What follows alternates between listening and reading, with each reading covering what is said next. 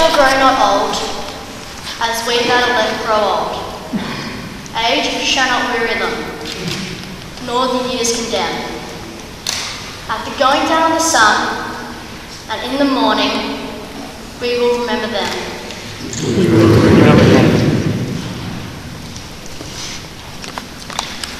General, breathe there.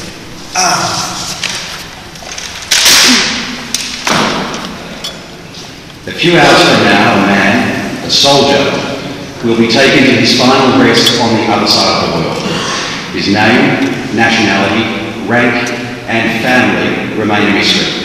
He's either Australian or British, but like so many others, he'll be buried as a soldier known unto God. Unlike most, he'll be mourned and feted by royalty and heads of state, as well as by the loyal people of a sleepy French village and the thousands of Australians who have made the journey. And all because of those here today and others who carried the torch of Fromelles when so many others throughout the generations wouldn't or didn't even know they should. The Battle of Fromelles is finally marked on this side of the copper statue. In a little while, a Premier will attend a public memorial for those who fought and died. And Fromelles has become a byword among the broader public, a byword for courage, that particular Australian brand of courage, and a symbol of why we should never forget. The man who will be laid to rest today will be buried among 249 others, 203 of them Australian, and of those, 96 now identified. It is a remarkable achievement, but to my mind it should be symbolic of what happened at Fromelles rather than overshadowing it. Soon forgotten in the day-to-day memory of their country and their people. And it was a shameful exclusion. And while the heroics in the Dardanelles were, of course, genuine and breathtaking, we're finally returning to the idea that Gallipoli needn't be our only point of reference. While one hesitates to say whether the horrors of the Western Front were worse than those of Turkey, the losses certainly were. But of course the soldiers of Fromelles were never forgotten by their families, particularly the women. It's a sentiment often aired by Tim Whitford.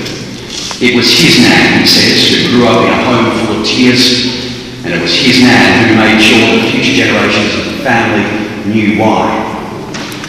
I know it's a consolation to Tim in the wake of Marjorie Whitford's passing that by the time she died, she knew that Uncle Harry had been found, identified.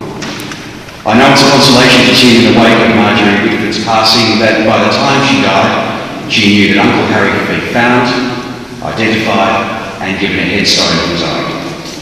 And yesterday I read in the paper of Esther Joyce Gray, the elderly niece of Privates Samuel and Eric Wilson, the brothers who died in the battle and were buried side by side in their original grave and now in their new ones. Mrs. Gray is quoted as saying, "It's to do with our mums, their sisters. Their families suffered so much grief in not knowing. They passed on the need to know where they were."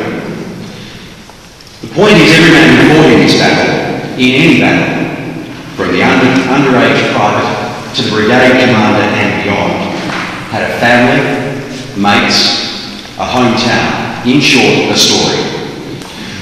All these stories come together to form a picture of an event and an army which should never have been forgotten and which must not be again. In the same way as you carried that torch, we now seek to pay tribute belatedly as well. Australians are good at paying tribute to our war dead. We go to the dawn services and the Anzac Day marches, but Fromelles is something different again because the need has been more pressing. In Australia we speak about those who made the ultimate sacrifice, but alongside that we could use Lincoln's phrase, those who gave the last full measure of devotion, because it implies that we can and should offer devotion in return, and that is why we are here today. Landis emailed yesterday.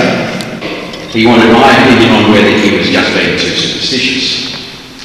He walked the ground at Pheasantwood for the umpteenth time only to find something bizarre. On the farmland where famously or notoriously no crop had ever flourished, he found large patches of blue wildflowers growing. But they were only growing on the ground over